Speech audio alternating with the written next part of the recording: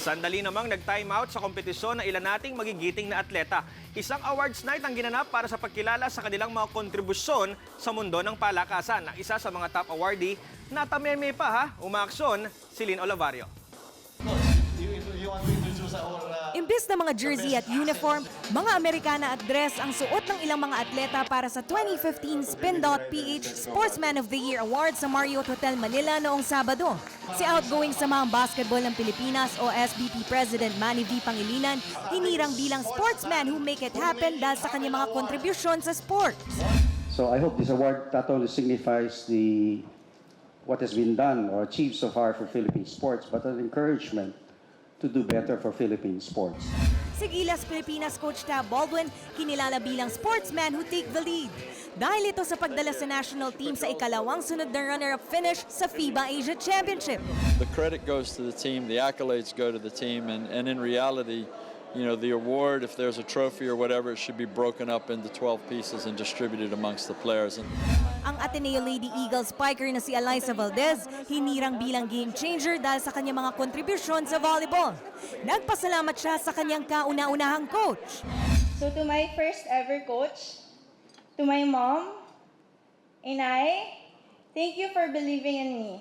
Ikaw ang tunay na champion tuwing nananalo kami. Ikaw ang totoong game changer. Naiiyak ako sa nararating mo ngayon. Ako ay sobrang proud at talagang saludo ako sa iyo. Ang highlight ng gabi, ang Spin.ph Sportsman of the Year na si Calvin Abueva. Dahil ito sa hindi matatawarang dedikasyon niya sa paglalaro para sa national team. We've recognized the fact na Calvin dedicated the whole year dedicated his whole season to Gilas actually.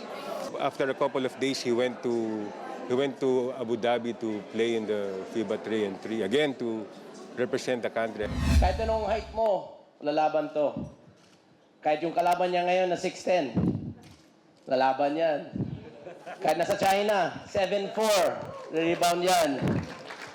Kahit sinong tapat niyan, hindi aatras yan. Hindi aatras yan. Lalaban at lalaban. Pero kung the beast siya sa court, sa pagtanggap niya ng award, wala akong masabi. Talagang excited na nanginginig. lalo raw siyang ginanahan maglaro dahil sa parangal. Sa ngayon talagang lumakas lalo ang loob ko nung nakuha ko tong award na to. Na parang iniisip ko na parang sarap ata maglaro ng Game 7 nito.